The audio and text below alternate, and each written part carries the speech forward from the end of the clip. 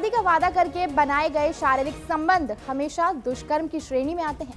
क्या हर टूटा हुआ वादा आपराधिक मामला बन जाता है और क्या बीच सहमति से बने संबंधों के बाद में बदले हालात कानून की दिशा बदल सकते हैं?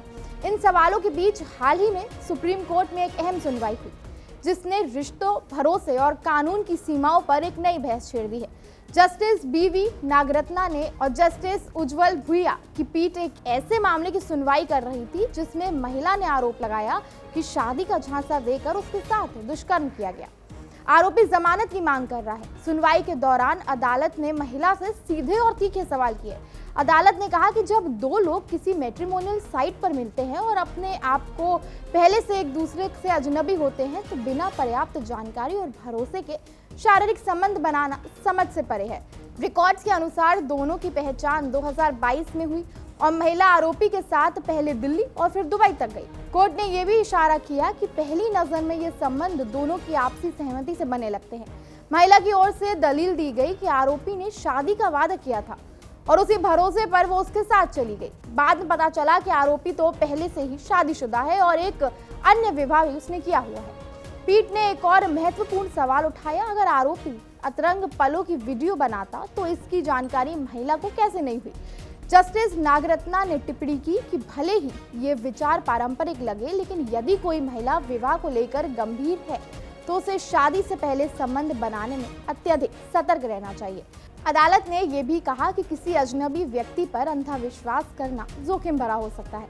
जब महिला की वकील ने वीडियो वायरल करने की धमकी का जिक्र किया, तब भी कोर्ट का मूल सवाल यही रहा कि क्या ये मामला वास्तव में धोखे से संबंध है या सहमति से बना रिश्ता जो बाद में टूट गया। कानूनी नजरिए से देखें तो भारतीय दंड संहिता की धारा 375 के तहत दुष्कर्म की परिभाषा में सहमति केंद्रीय तत्व है। अदालतें पहले भी स्पष्ट कर चुकी हैं कि यदि शुरू से ही शादी का वादा झूठा था और केवल शारीरिक संबंध बनाने के लिए किया गया था तो वो दुष्कर्म की श्रेणी में आता है। लेकिन यदि दोनों लोगों की आपसी सहमति से रिश्ते में थे और बाद में किसी कारणवश शादी नहीं हो पाई तो हर मामला स्वतः आपराधिक नहीं माना जाता। कई पूर्व फैसलों से उच्चतम न्यायालय ने कहा कि वादा निभाने में असफलता और शुरू से धोखाधड़ी की नीयत के बीच फर्क समझना बेहद जरूरी है और यही अंतर तय करता है कि मामला सहमति का था या अपराध का। इस सुनवाई के अंत में लंबी बहस और संतोषजनक जवाब न मिलने पर अदालत ने दोनों पक्षों को आपसी समझौते की संभावना तलाशने का सुझाव दिया।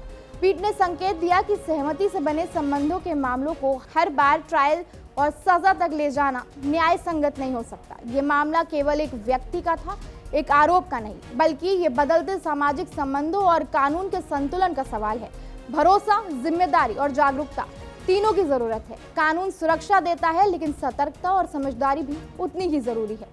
अंततः रिश्ते भावनाओं से बनते हैं और उसके परिणाम अक्सर अदालतों तक पहुंच जाते हैं और तब सवाल सिर्फ कानून का नहीं, समझ का भी होता है।